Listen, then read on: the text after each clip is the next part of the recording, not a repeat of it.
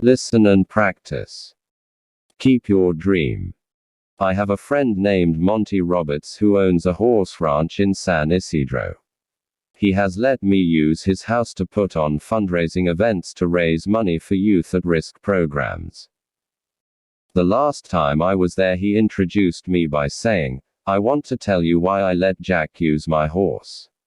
It all goes back to a story about a young man who was the son of an itinerant horse trainer who would go from stable to stable, racetrack to racetrack, farm to farm and ranch to ranch, training horses.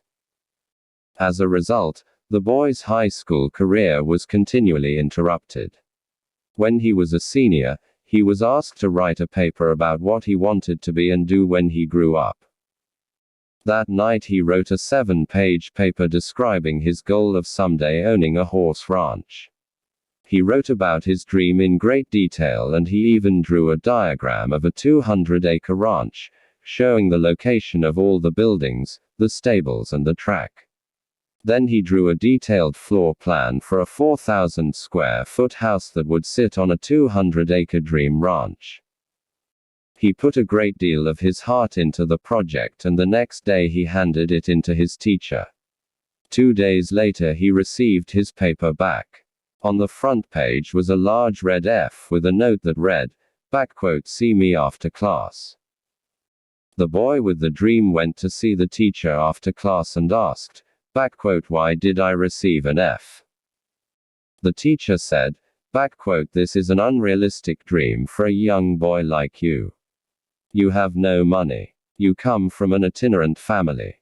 You have no resources. Owning a horse ranch requires a lot of money. You have to buy the land. You have to pay for the original breeding stock, and later you'll have to pay large stud fees. There's no way you could ever do it."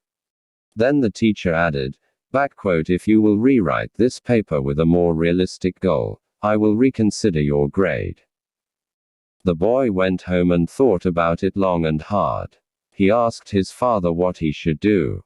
His father said, "Look, son, you have to make up your own mind on this.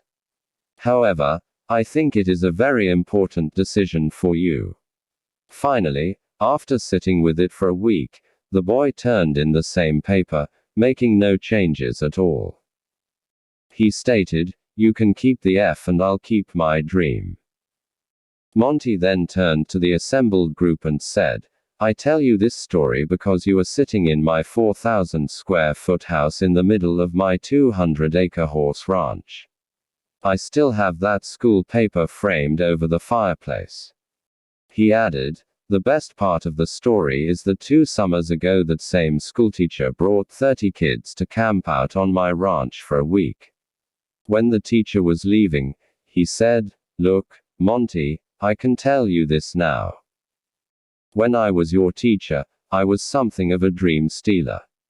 During those years I stole a lot of kids' dreams. Fortunately you had enough gumption not to give up on yours.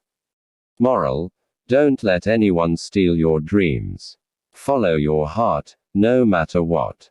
No dream is too big or too small when one works hard to live it. One should always try making dreams come true no matter what."